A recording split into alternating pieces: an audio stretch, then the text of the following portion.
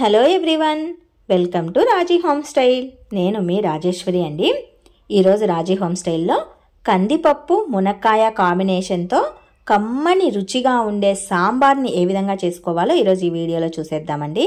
First of all నేనైతే 1 కప్పుమైన కందిపప్పు, అలాగే 2 క్యారెట్, ఉల్లిగడ్డల్ని, టమాటాని, చింతపండుని, కొత్తిమీరని కట్ చేసిన ములక్కాడ ముక్కల్ని తీసుకున్నాను.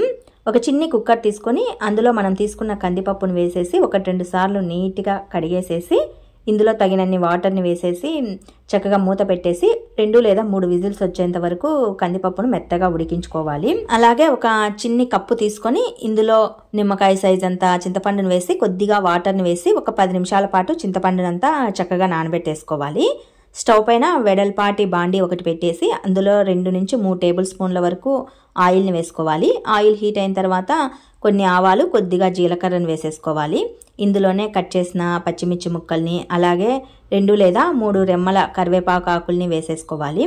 వీటిని చక్కగా వేపుకోవాలండి. ఇందులోనే కట్ చేసిన ఉల్లి ముక్కల్ని కూడా వేసుకోవాలి.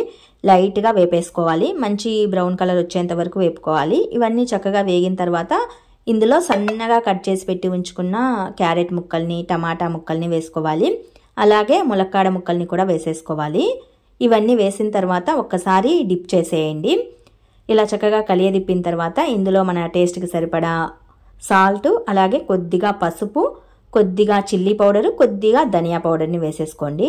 1/2 టేబుల్ స్పూన్ పైన అయితే సరిపోతుంది, ఎక్కువేం అవసరం లేదు సాంబార్ కాబట్టి.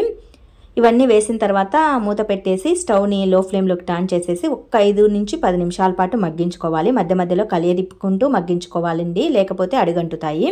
ఈ మునక్కాడ అనేది మెత్తగా మగ్గిన తర్వాత ఇందులో ఉడికించి పెట్టి ఉంచుకున్న కందిపప్పును చక్కగా మెత్తగా రామేసుకొని వేసుకోవాలి. ఇందులోనే చింతపండు నుంచి జ్యూస్ని సపరేట్ చేసి వేసేసుకోవాలండి.